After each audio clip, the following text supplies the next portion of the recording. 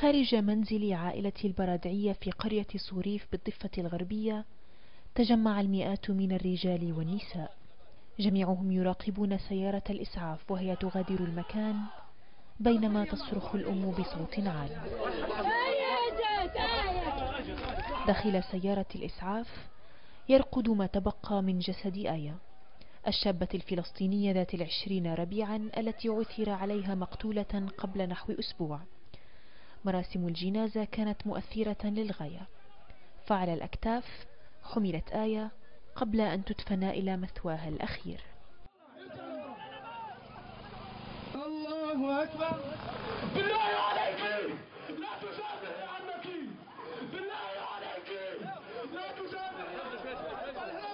الله أكبر الله أكبر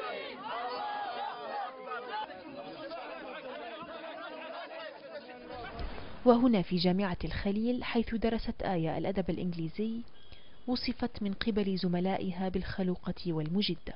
روحت هيك وحكت معي مرو وقالت لي انه نتصل على آية تلفونها مسكر. اتصلت على الشاب اللي طلبها، حكى لي ما شفتهاش. خفت كثير عليها لانه هي متعودة خلص بعد ما تخلص من الجامعة مباشرة على البيت. آية غابت عن الأنظار لشهور طويلة، وبعد 13 شهرا قادهم أحد الأدلة إلى منطقة نائية في جبال الخليل تبعد مسافة 3 كيلومترات عن منزل آية.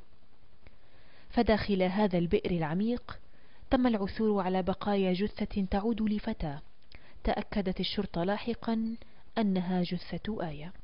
الملازم رمضان عدوان هو مدير شرطة الخليل وقائد الفريق الذي قاد التحقيقات، والذي أكد معرفة عمها البالغ من العمر 37 عاما بقتل آية، إذ أنه وبعد 3 ساعات من اعتقاله اعترف بالضلوع في قتلها.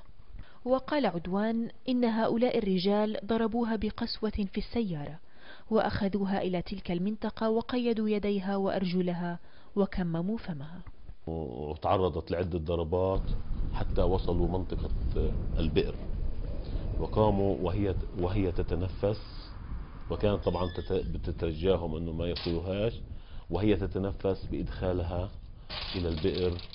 الشرطة قالت إن العم أقدم على قتل الفتاة بسبب شكه في وجود علاقة جنسية بينها وبين أحد زملائها في الجامعة، إلا أنها أكدت عدم وجود دليل يثبت ذلك. ولم تتمكن CNN من إجراء لقاء مع العم القاتل الذي ظهر على شاشة أحد برامج التلفزيون الفلسطيني مؤكدا أنه أقدم على فعلته من دون تفكير أو وعي. حادثة مقتل آية أدت إلى ردود أفعال غاضبة في الضفة الغربية وزيادة المطالب بوضع قانون صارم ضد ما يعرف بجرائم الشرف. بثينة حمد صحفية وناشطة في مجال حقوق المرأة تؤكد أن مصدر مثل هذه الأفعال هي العادات والتقاليد وليس الدين. ردة الفعل العنيفة في الضفة الغربية دفعت رئيس السلطة الفلسطينية محمود عباس إلى إصدار أوامره للهيئة القضائية للنظر في وضع قانون صارم لمرتكبي هذه الجرائم، خطوة يرى فيها الناشطون بداية لنهاية مسلسل جرائم الشرف، بينما يرى ذوي الضحايا أنها أتت متأخرة بعد فراق أحبتهم.